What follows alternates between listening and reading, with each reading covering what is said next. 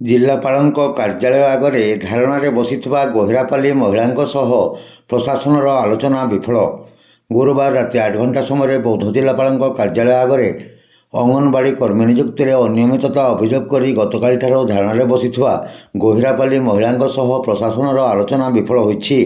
ଆଜି ଅପରାହ୍ନ 2 ଘଣ୍ଟା ସମୟରେ ଜିଲ୍ଲାପାଳଙ୍କ ନିର୍ଦ୍ଦେଶକ୍ରମେ ବୌଦ୍ଧ ତହସିଲଦାର ଲଗ୍ନଜିତ ବେହେରା ଓ ଆଦର୍ଶ ଥାନା ଆଇଆଇସି ରଞ୍ଜିତ କୁମାର ମୁନି ପ୍ରଥମ ପର୍ଯ୍ୟାୟରେ ଧାରଣାସ୍ଥଳକୁ ଆସି ଧାରଣାରେ ବସିଥିବା ମହିଳାଙ୍କ ସହ ଆଲୋଚନା କରିଥିଲେ।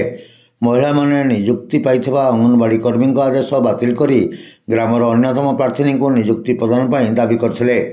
ଫଳରେ ଆଲୋଚନା ସଫଳ ହୋଇପାରିନଥିଲା। ଜିଲ୍ଲାପାଳଙ୍କ ନିର୍ଦ୍ଦେଶକ୍ରମେ ରାତି 7:30 ସମୟରେ ପୁନର୍ବାର ଅତିରିକ୍ତ ଜିଲ୍ଲାପାଳ ଅନିରୁଦ୍ଧ ପ୍ରଧାନ ଓ ଉପଜିଲ୍ଲାପାଳ ପ୍ରଭାସ ଚନ୍ଦ୍ର ଦଣ୍ଡସନା ଆନ୍ଦୋଳନକାରୀଙ୍କ ସହ ଆଲୋଚନା କରିଥିଲେ। ମାତ୍ର ଆଲୋଚନା ବିଫଳ ହୋଇଥିଲା।